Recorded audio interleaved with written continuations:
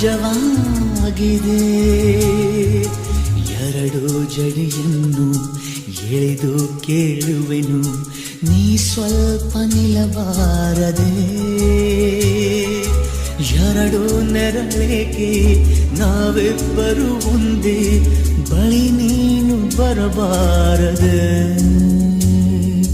ನೀ ದೂರ ನಿಂತಾಗ ಬಾಯಂದು ನಾನಿನ್ನ ಕೂಗೋದೆ ಚಟವಲ್ಲವೇ.